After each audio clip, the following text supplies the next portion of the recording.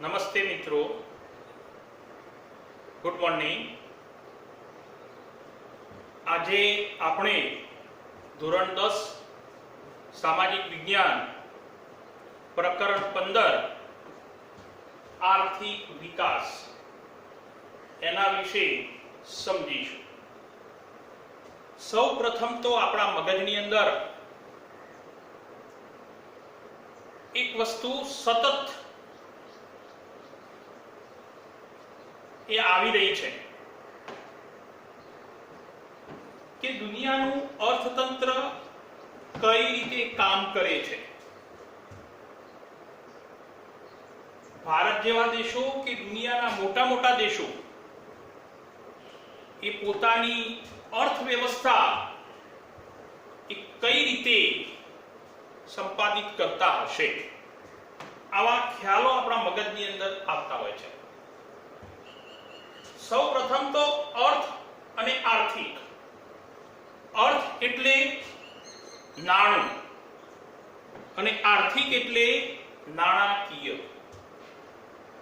નાણાકીય વિકાસના સંદર્ભની અંદર આપણે આ પ્રકરણની અંદર વિવિધ પ્રકારની ચર્ચા કરવાના છીએ। દુનિયાની અંદર બે પ્રકારના માણસો છે। એક જે જીવવા માટે સતત સંઘર્ષ કરી રહ્યા છે, અને બે કે જેમની જોડે એટલી બધી ભૌતિક સંપત્તિ છે।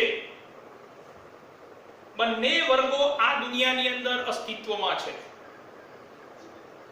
તો આ બંનેના પ્રશ્નોનો ઉત્તર એ આપણને આ પ્રકરણની અંદર મળવાનો છે। તો આવો દોસ્તો, આપણે સૌ આર્થિક વિકાસ વિશે ચર્ચા કરીએ। દુનિયાની અંદર બે પ્રકારના દેશો છે। એક છે વિકસિત અને બીજો છે વિકાસશીલ। થોડા વર્ષો પહેલા દુનિયાના દેશોને આર્થિક રીતે ત્રણ ભાગમાં વિભાજિત કરવામાં આવતા હતા। એક વિકસિત, બે વિકાસશીલ અને ત્રણ અલ્પ વિકસિત। પરંતુ અત્યારે હાલના અર્થવ્યવસ્થા મુજબ દુનિયાની અંદર બે પ્રકારના દેશો છે, એક વિકસિત અને એક વિકાસશીલ।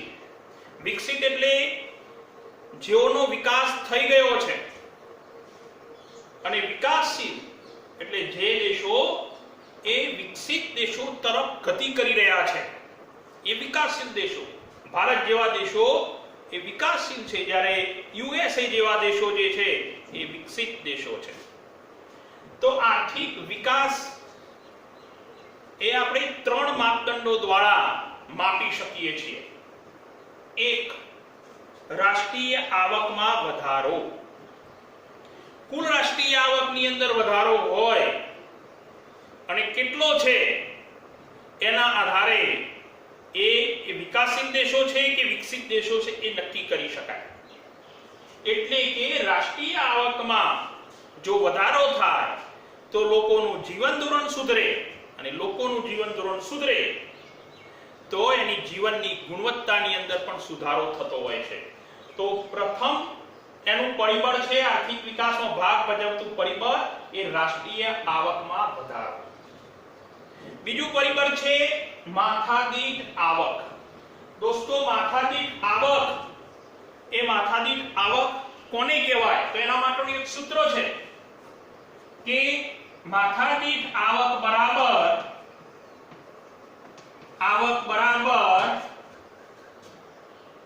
દેશની કુલ રાષ્ટ્રીય આવક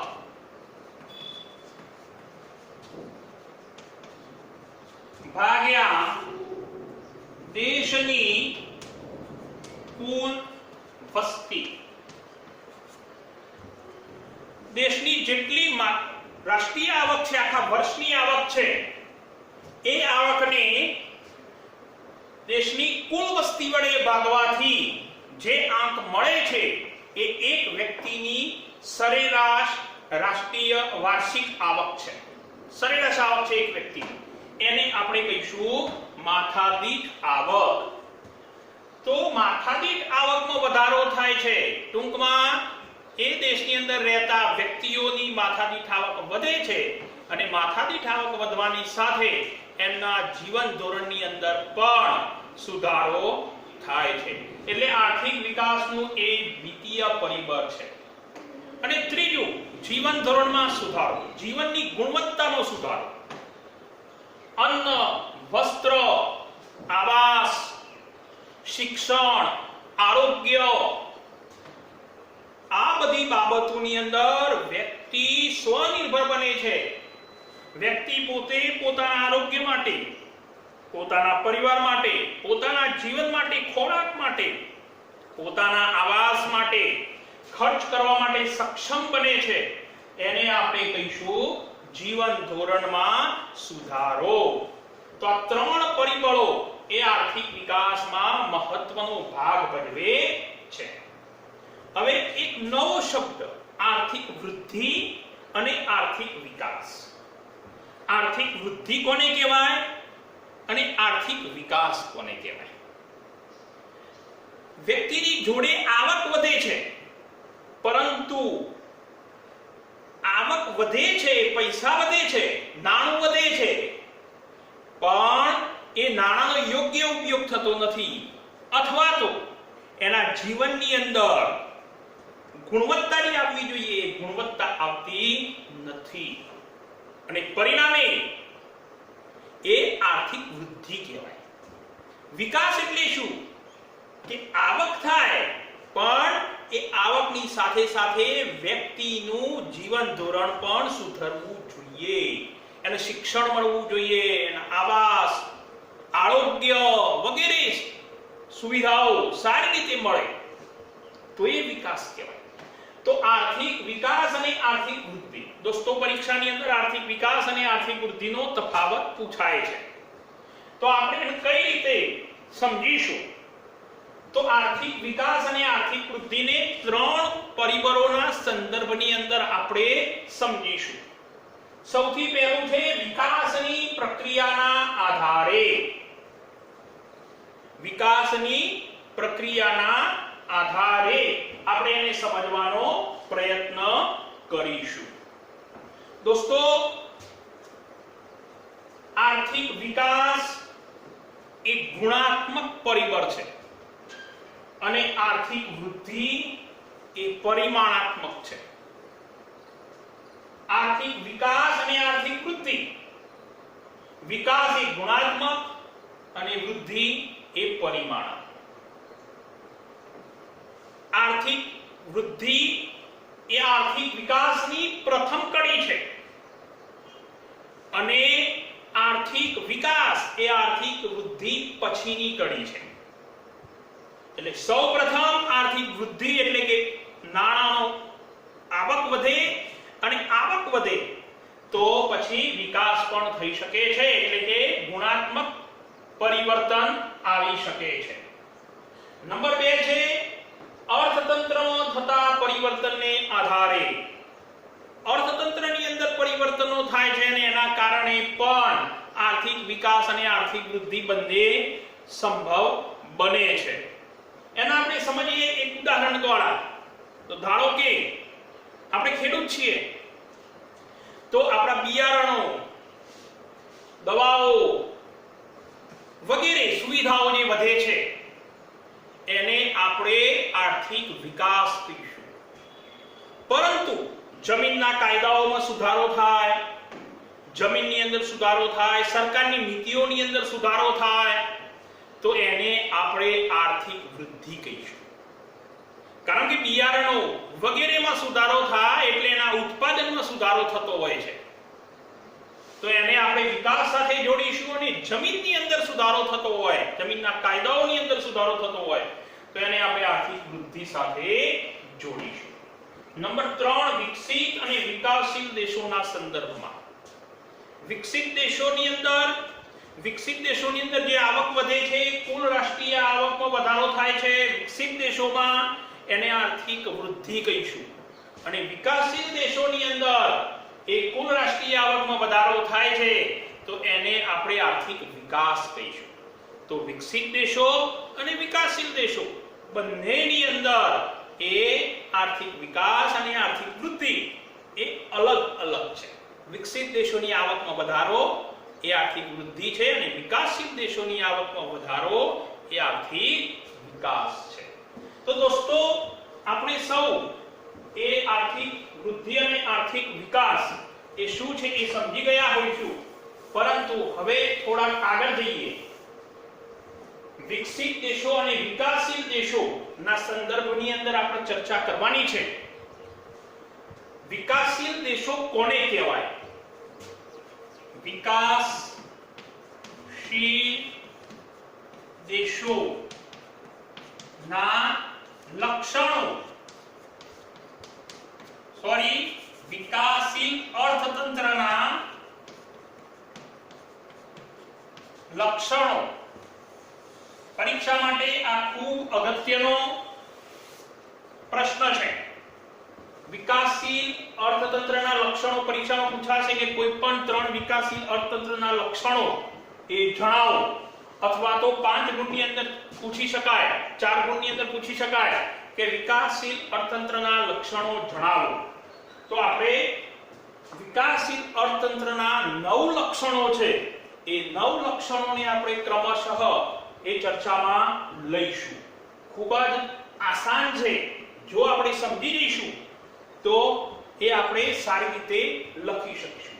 વિકાસશીલ અર્થતંત્રના લક્ષણો મેં હમણાં હાલ કહ્યું કે વિકાસશીલ દેશો કયા અને વિકસિત દેશો કયા. તો વિકાસશીલ દેશો ભારત જેવા દેશો, પાકિસ્તાન જેવા દેશો, બાંગ્લાદેશ જેવા દેશો, નેપાળ વગેરે આ બધા વિકાસશીલ દેશો છે. વિકસિત દેશો તો યુએસએ, જાપાન, ફ્રાન્સ, ઇટાલી, આ બધા દેશો કયા છે? વિકસિત દેશો છે. જેમનો વિકાસ થઈ ગયો છે અને વધતા એમની કુલ વ્યક્તિની દેશની અંદર રહેતા વ્યક્તિની માથાદીઠ આવક વધુ છે. $735 કરતા વધુ માથાદીઠ આવક ધરાવતા દેશો એ વિકસિત દેશો છે. પરંતુ 2004 ના UNDP ના યુનાઇટેડ નેશન ડેવલપમેન્ટ પોલિસીના અંતર્ગત જે દેશોની માથાદીઠ આવક $735 કરતા ઓછી છે એ દેશોનો સમાવેશ વિકાસશીલ દેશોની અંદર કરવામાં આવે છે. તો આ વિકાસશીલ દેશો છે કે વિકસિત દેશો છે એ ફક્ત આવકના આધારે નહીં, પણ એના સિવાય પણ બીજા 9 પરિબળો છે જેના આધારે આપણે નક્કી કરી શકીએ કે આ દેશ વિકાસશીલ છે અને આ દેશ વિકસિત છે.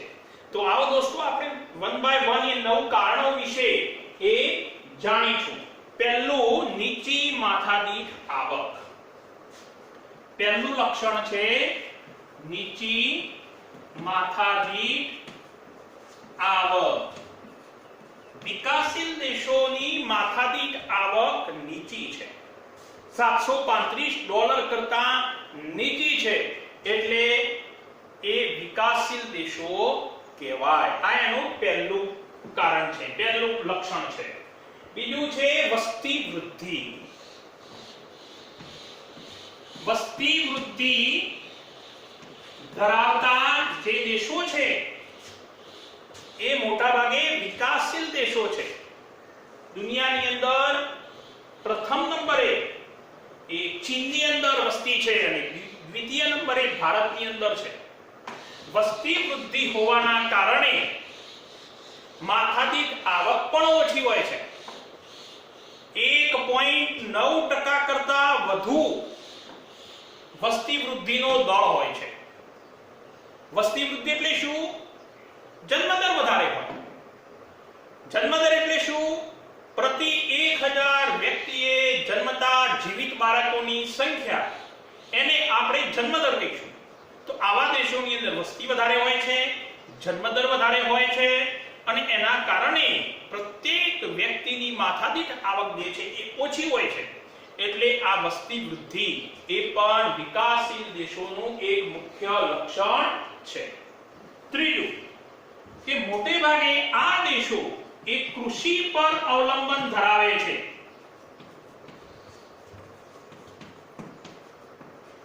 મોટા ભાગે વિકાસશીલ દેશો એ કૃષિ દેશોની અંદર ખેતી છે અને એટલે તો આપણે કહીએ છીએ કે ભારત એક ખેતી પ્રધાન દેશ છે. એના આંકડા પણ છે દોસ્તો. આપણા દેશની અંદર જે 100% વસ્તી છે એ 100% વસ્તીમાંથી 60% વસ્તી એ ફક્ત ને ફક્ત ખેતી અથવા ખેતી આધારિત જે ઉદ્યોગો છે એમાંથી રોજગારી મેળવે છે. આ દેશના 60% લોકો એ કૃષિ આધારિત પોતાનું જીવન નિર્વાહ કરે છે, ખેતી આધારિત પોતાનો વ્યવસાય કરે છે. એટલે એવું કહી શકાય કે દેશની અંદર તમામ વસ્તીમાંથી 60% લોકો એ ફક્ત ને ફક્ત ખેતી અથવા ખેતી આધારિત જે ઉદ્યોગો છે એમાંથી રોજગારી મેળવે છે. અને નંબર 2, કુલ રાષ્ટ્રીય આવકની અંદર જે દેશની કુલ રાષ્ટ્રીય આવક છે જીડીપી ગ્રોસ ડોમેસ્ટિક પ્રોડક્ટ, એમાં 25% ફાળો એ કૃષિ ક્ષેત્રનો છે. કુલ રાષ્ટ્રીય આવકની અંદર 25% કૃષિનો હિસ્સો છે. એટલે વિકાસશીલ દેશોમાં મહત્વનું લક્ષણ છે. અમેરિકાની અંદર જોઈએ તો અમેરિકાની અંદર એ કુલ રાષ્ટ્રીય આવકની અંદર ખેતીનો ફાળો ફક્ત 4% છે, જ્યારે 96% એ ઉદ્યોગો ઉપર આધારિત છે. એટલે એ વિકસિત દેશ છે. પરંતુ ભારતની અંદર એ પરિસ્થિતિ નથી. આજે પણ આપણા દેશના લોકો એ ખેતી ઉપર આધારિત છે. એટલે આપણો દેશ કૃષિ પ્રધાન દેશ છે એવું કહી શકાય. ત્યાર પછી છે આવકની વહેંચણી અસમાન. આવકની અસમાન વહેંચણી. આપણા દેશની અંદર રાષ્ટ્રીય આવકમાં વધારો થાય છે એ તો આવક બતાવે છે, પણ એમાં એવું થાય કે એક કંપનીની આવકમાં વધારો થાય એટલે દેશની આવકમાં પણ વધારો થાય.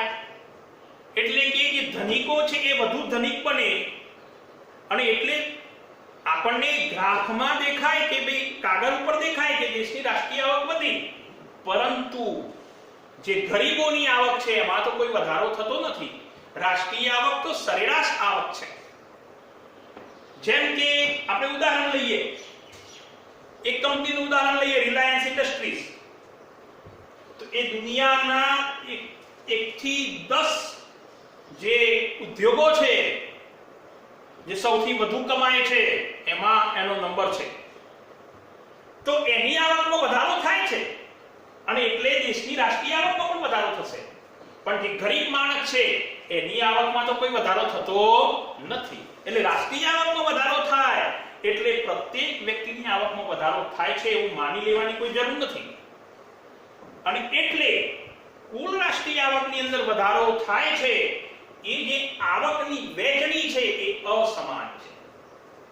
40 ટોચના જે 20% ઉદ્યોગપતિઓ છે એમને કુલ રાષ્ટ્રીય આવકનો 40% હિસ્સો મળે છે અને તળિયાના જે 20% લોકો છે એમને રાષ્ટ્રીય આવકનો 10% જ હિસ્સો મળે છે. એટલે આવકની અસમાન વહેંચણી છે એના કારણે ગરીબ વધુ ગરીબ બને છે, અમીર વધુ પૈસાવાળો અથવા તો ધનિક બને છે. ત્યાર પછી છે બેરોજગારી.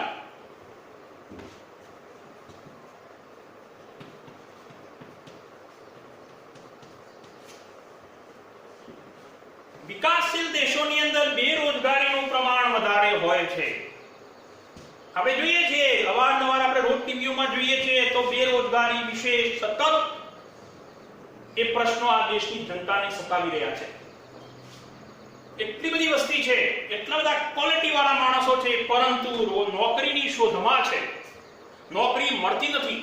યોગ્ય લાયકાત ધરાવે છે, સાથે સાથે યોગ્ય એ પોતે જ્ઞાન ધરાવે છે, સાથે સાથે પ્રવર્તમાન વેતન મુજબ કામ કરવા તૈયાર છે, કામની શોધમાં છે, છતાં પણ એમને કામ મળતું નથી.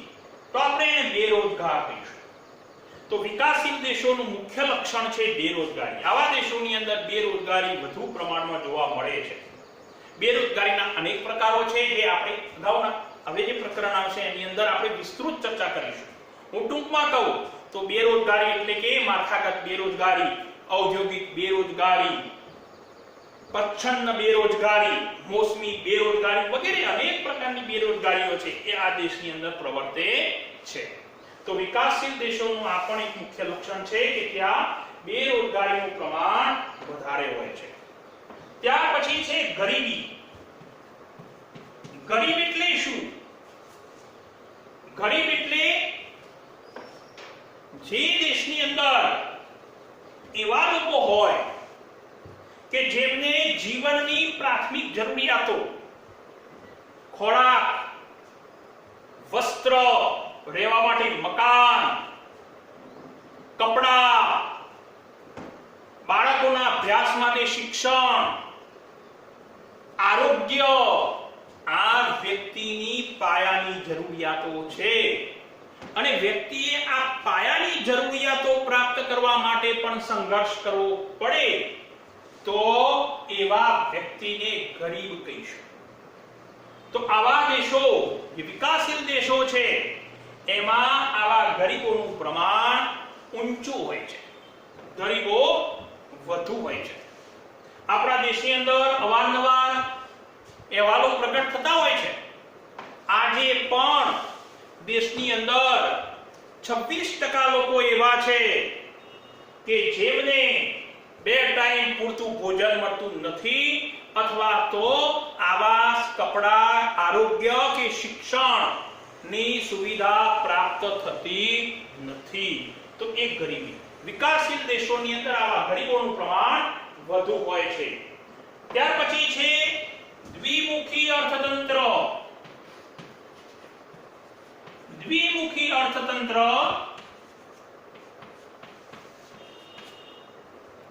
જેમાં 2 પ્રકારના અર્થતંત્રો સમાંતર રીતે ચાલતા હોય છે. શહેરની અંદર અનેક પ્રકારની સુવિધાઓ છે. શિક્ષણની ઉત્તમ સુવિધા છે, રોડ, મકાનો, મનોરંજન, તમામ પ્રકારની સુવિધાઓ છે. પણ એની તુલનાની અંદર ગામડાની અંદર એ સુવિધા નથી. એટલે એવું કહેવાય છે કે ભારતની અંદર 2 પ્રકારના જીવન ધોરણો ચાલે છે. એક ઇન્ડિયા એટલે કે શહેર અને ભારત ગામડામાં વસેલું છે. તો દ્વિમુખી અર્થતંત્ર, ગામડાનો વિકાસ થતો નથી, ગામડાની માળખાગત સુવિધાઓની અંદર કોઈ વૃદ્ધિ થતી નથી, પરંતુ શહેરની અંદર વૃદ્ધિ થાય છે. એટલે દ્વિમુખી અર્થતંત્ર છે. 2 પ્રકારના અર્થતંત્રોના દર્શન આપણે વિકાસશીલ દેશોની અંદર જોવા મળે છે. ત્યાર પછી છે પાયાની અપર્યાપ્ત સુવિધાઓ. પાયાની અપર્યાપ્ત સુવિધાઓ.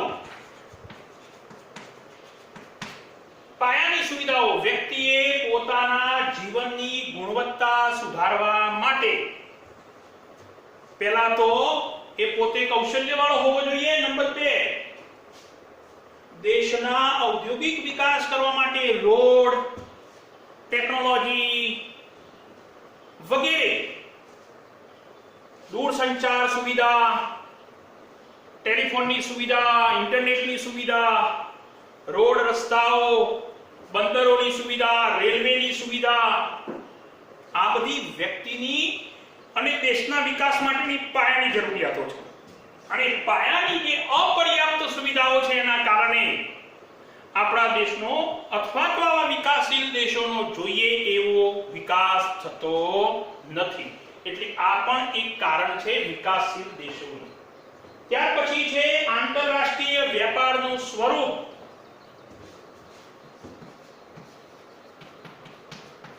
આંતરરાષ્ટ્રીય વ્યાપારનું સ્વરૂપ.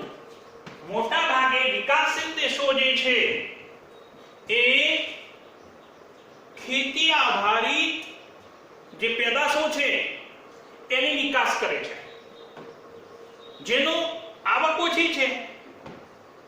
મતલબ કૃષિ પ્રધાન દેશ છે એટલે ખેતી આધારિત પેદાશોની નિકાસ કરે છે. અને જ્યારે મોટી મશીનરી અથવા તો ભારે ઉદ્યોગો ના જે સાધનો છે એની આયાત કરે છે. એટલે શું થાય છે? નિકાસ કરતા આયાત વધી જાય છે, નેગેટિવ વિકાસ થાય છે. અને એટલે આંતરરાષ્ટ્રીય વેપારનું સ્વરૂપ મોટાભાગે જે વિકસિત દેશો છે એ જે મોટા ભારે ઉદ્યોગોને લગતા મશીનરી છે એની વિકાસ કરે છે, આયાત ઓછી કરે છે. જ્યારે વિકાસશીલ દેશો જે છે એ મોટાભાગે ખેતી આધારિત ચીજ વસ્તુઓની નિકાસ કરતા હોય છે, એમાંથી આવક પણ ઓછી મળતી હોય છે અને એના કારણે તેઓ વિકાસશીલ અવસ્થાની અંદર રહેતા હોય છે. તો દોસ્તો, આજે આપણે આર્થિક વિકાસ વિશે ચર્ચા કરી. હું માનું છું કે આપ સર્વેને આ બાબતો સમજમાં આવી હશે. આપ સૌ એને ફરીથી 2 વાર વાંચી જજો, જેનાથી આ તમને સમજાય. 2 વસ્તુઓ મહત્વની છે, એક આર્થિક વિકાસ અને આર્થિક વૃદ્ધિનો તફાવત, અને 2 વિકાસશીલ અર્થતંત્રના લક્ષણો. એ લક્ષણો જો આપણે તૈયાર કરીશું તો પરીક્ષા માટે આ પ્રકરણની અંદરથી આટલું તો પૂછાય જ છે. નમસ્કાર.